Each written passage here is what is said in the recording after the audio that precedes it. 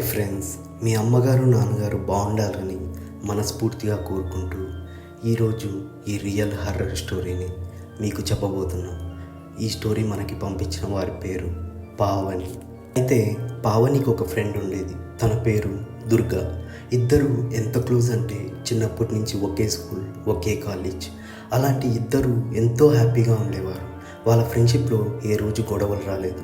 అలా హ్యాపీగా ఉన్నప్పుడు ఒకరోజు పావని వాళ్ళ అమ్మగారు వాళ్ళ నాన్నగారు ఊరికి వెళ్ళాల్సి వచ్చింది. ఎందుకంటే వాళ్ళ నానమ్మ చనిపోయింది. కానీ పావనికి ఎగ్జామ్స్ ఉన్నాయని చెప్పి వాళ్ళ ఇంట్లోనే పెట్టేసి వాళ్ళు ఊరికి వెళ్ళిపోయారు. కావాలంటే దుర్గాని తెచ్చుకో అమ్మ అని వాళ్ళ అమ్మ చెప్పడంతో సరే అని చెప్పి పావని అనుకుంది.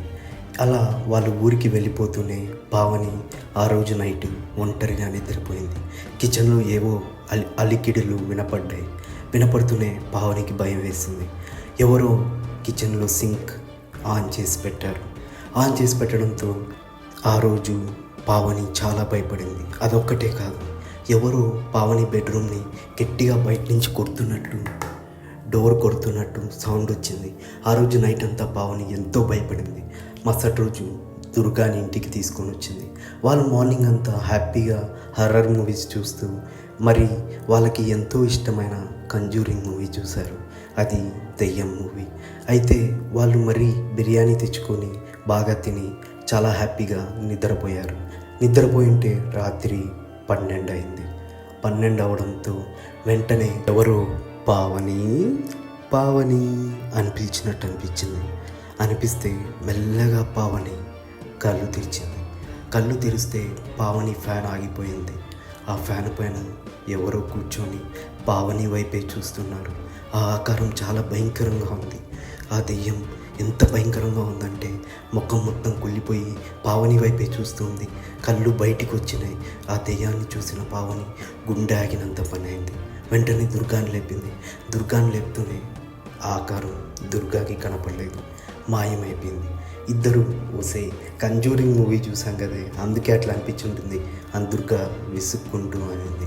అలా అనడంతో లేదే నేను కళ్ళారా చూసా అని పావని చెప్పింది. అయినా దుర్గా నమ్మలేదు. ఇద్దరు సరే తిట్టుకొని నిద్రపోయారు. నిద్రపోతూనే ఒంటింట్లో సౌండ్ అయింది. ఎవరో బోకులన్నీ ఇసిరేస్తున్నట్టు సౌండ్ అవ్వడంతో పావని దుర్గాని లేపింది. అయితే దుర్గా లేస్తూనే ఆ సౌండ్ ఆగలేదు. ఇద్దరికీ వినపడడం స్టార్ట్ అయింది. అప్పుడు దుర్గా నమ్మింది ఈ ఇంట్లో దెయ్యం ఉంది అని. అలా భయపడుతూ ఉండగా వెంటనే వాళ్ళ బెడ్రూమ్ డోర్ని ఎవరో కొడుతున్నట్టు అనిపించింది. దుర్గా మెల్లగా డోర్ తీసింది. వెళ్ళి వంటింట్లోకి వెళ్తే ఎవ్వరూ లేరు. కానీ సింక్లో ఎవరో ట్యాప్ ఆన్ చేశారు.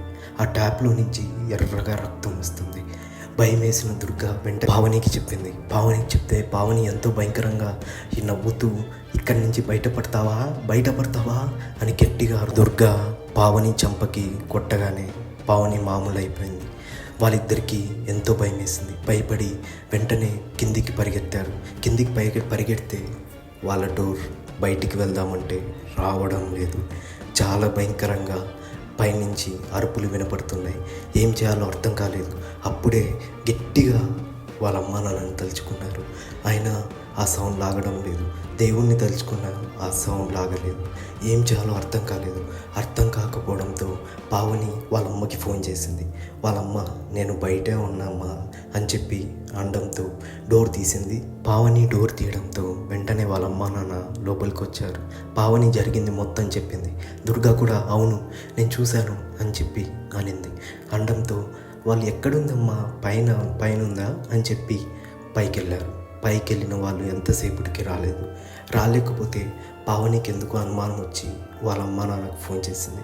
వాళ్ళ అమ్మ నాన్నకు ఫోన్ చేస్తే మేము ఎప్పుడు వచ్చాం, మేము ఇంకా ఊర్లోనే ఉన్నాం, రేపు బయలుదేరి వస్తాం అని వాళ్ళమ్మ అయినా ఈ టైంలో ఫోన్ చేయడం ఏంటి అని విసుగ్గా అనింది. అప్పుడు పావనికి అర్థమైంది వాళ్ళ ఇంట్లోకి వచ్చింది 2 దెయ్యాలు అని. వెంటనే పావని పైకి ఒంటింట్లోకి చూస్తుంది. అప్పుడే ఆ 2 దెయ్యాలు బయటికి వచ్చి దాంట్లో అసలు రూపం చూపించాయి. అవి చాలా భయంకరంగా ఉన్నాయి. 2 ఆడదెయ్యాలే, జుట్టు విరబోసుకొని భయంకరంగా నవ్వుతూ చాలా కోపంగా ఎక్కడికి వెళ్తారే మీరిద్దరూ, ఈరోజు నా చేతిలో చచ్చారే అని చెప్పి అంటూ గట్టిగా అరుస్తూ ఉంటే పావని దుర్గా దేవుని రూమ్లోకి వెళ్ళిపోయి వాకిలేసుకున్నారు. అప్పుడు మొత్తం మామూలు అయిపోయింది. ఆ సౌండ్ రావడం ఆగిపోయింది. అలా పొద్దున్న దాకా అదే రూమ్లో ఉన్నారు. పొద్దున్నే పావని వాళ్ళ అమ్మా నాన్న వచ్చారు. జరిగింది మొత్తం చెప్పారు.